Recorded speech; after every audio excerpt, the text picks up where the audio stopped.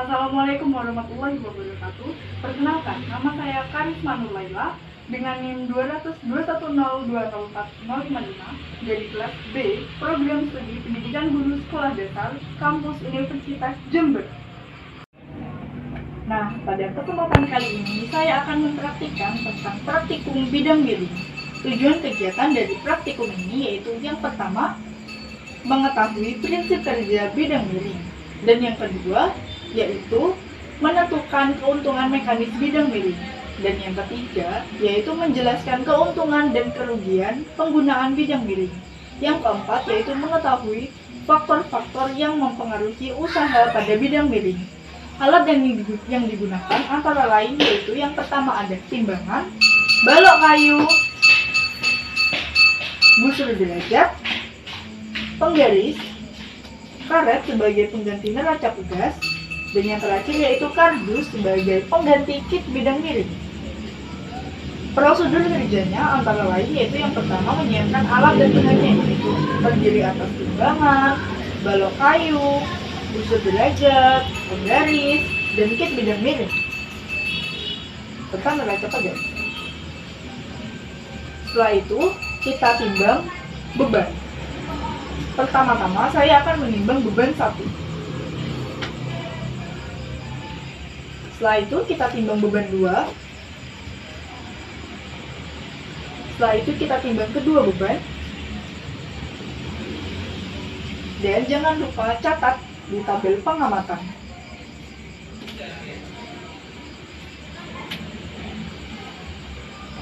Nah, pada tinggi yang pertama, saya akan menggunakan satu kardus seperti ini untuk tinggi yang pertama. Lalu kita ukur panjang lintasan, tinggi dan besar sudut.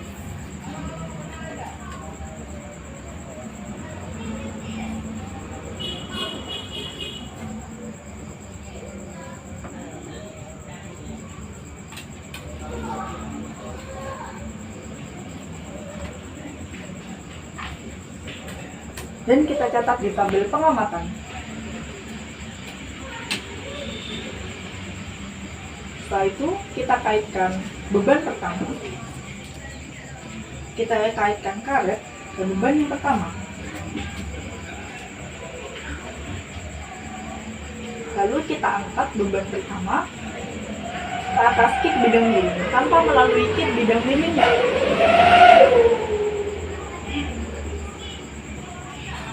Lalu kita ukur panjang karet menggunakan penggaris.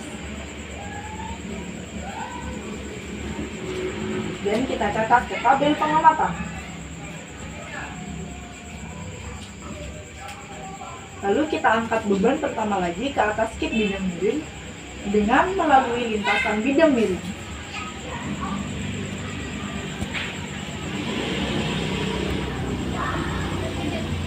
Lalu kita ukur panjang karet dengan penggaris. Dan kita catat di tabel pengamatan.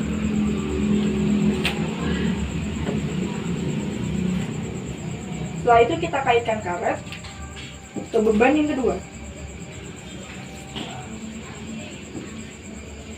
Lalu kita angkat karet ke atas kit bidang miring tanpa melalui kit bidang miring.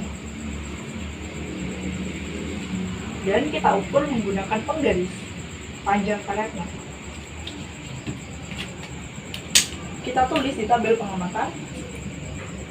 Dan kita angkat beban yang kedua lagi ke atas kit bidang miring melalui lintasan bidang miring. Dan kita ukur menggunakan penggaris.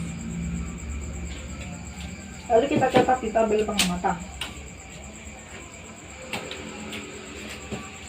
Lalu kita kaitkan karet ke beban 1 dan beban 2.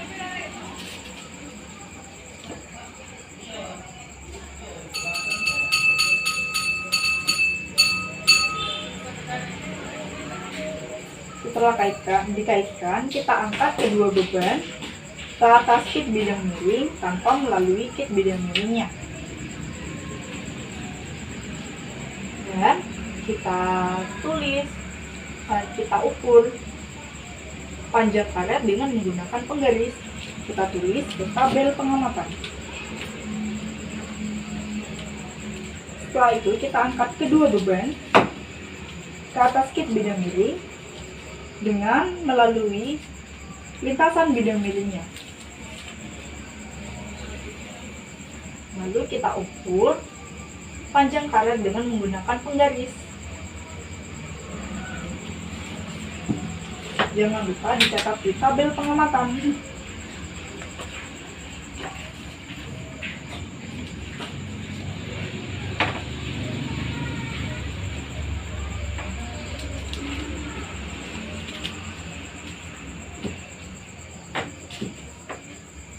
Lalu pada tinggi yang kedua, saya menambahkan kardus lagi seperti ini.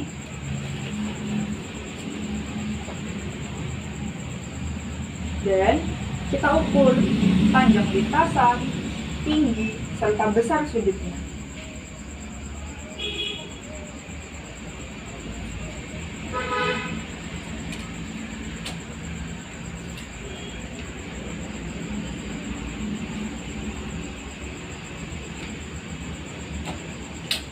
Lalu kita catat ke tabel pengamatan. Setelah itu kita kaitkan beban yang pertama. Kita kaitkan karet ke beban yang pertama. Kita angkat ke kit bidang miring tanpa melalui lintasan bidang miringnya. Lalu kita ukur menggunakan penggaris. Dan kita catat di tabel pengamatan. Lalu, beban yang pertama kita angkat lagi ke atas kit bidang miring dengan melalui lintasan bidang miring. Kita ukur panjang karetnya menggunakan penggaris. Nah, kita tulis di tabel pengamatan. Kita kaitkan karet ke beban yang kedua.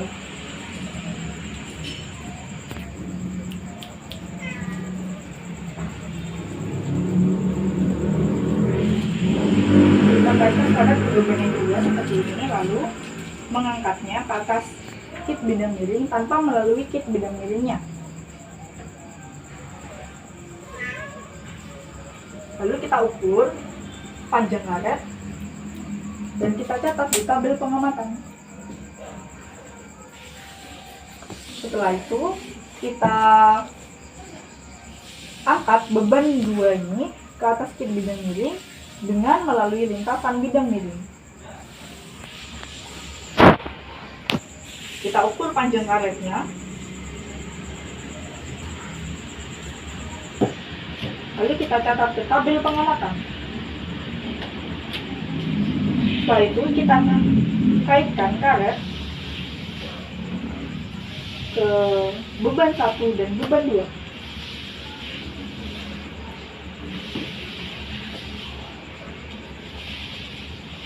Dan kita angkat ke atas kit bidang miring tanpa melalui kit bidang miringnya. Lalu kita ukur menggunakan penggaris. Dan kita catat ke dalam tabel pengamatan. Setelah itu kita angkat kedua beban lagi ke atas kit bidang miring, tapi melalui lintasan kit bidang miringnya.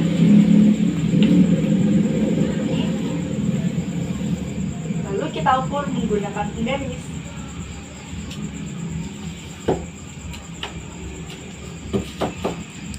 Dan catat di tabel pengamatan.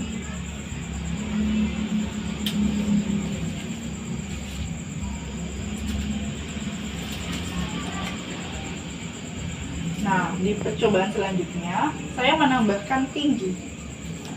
Tinggi yang saya tambahkan, kita tambahkan dengan kardus lagi seperti ini.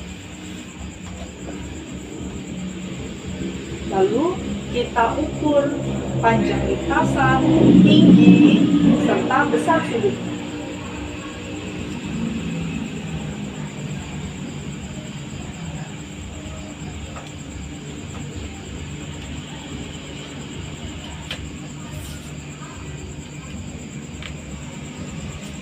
Dan jangan lupa dicatat di dalam tabel pengamatan. Setelah itu, kita kaitkan karet ke beban yang pertama. Dan kita angkat karet ke atas kit bidang miring tanpa melalui kit bidang miringnya. Lalu kita ukur panjang karet dengan menggunakan penggaris. Kita catat di tabel pengamatan. Setelah itu kita angkat beban yang pertama melalui kit bidang miring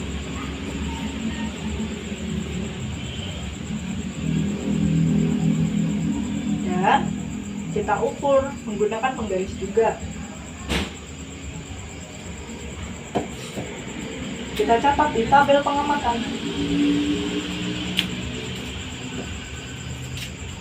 Lalu kita beralih ke beban yang kedua. Kita kaitkan karet ke beban yang kedua.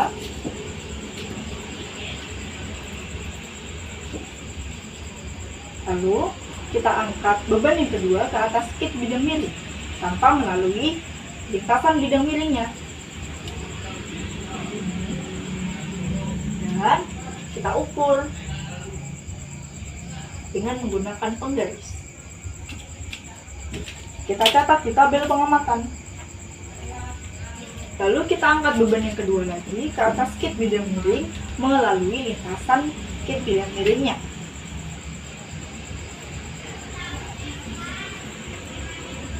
Nah, setelah itu kita ukur menggunakan penggaris. Lalu kita catat ke tabel pengamatan.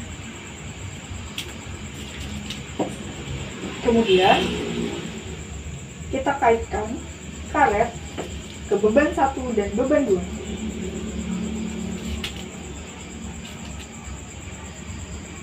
Seperti ini. Dan kita angkat beban 1 dan beban 2 ke atas kit bidang miring tanpa melalui kit bidang miringnya.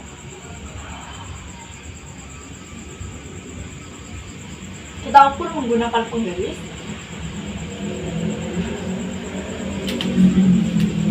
Lalu catat di tabel pengamatan. Setelah itu kita angkat kedua beban dengan melalui kit bidang miringnya.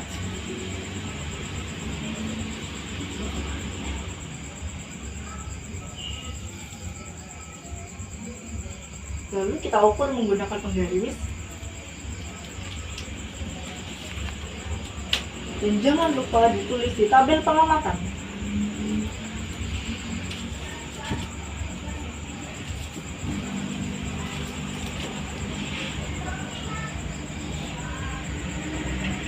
Nah, begitu pula prosedur kerja dalam praktikum bidang miring. Mohon maaf bila ada kesalahan dalam bernata. Sekian dari saya dan terima kasih. Wassalamualaikum warahmatullahi wabarakatuh.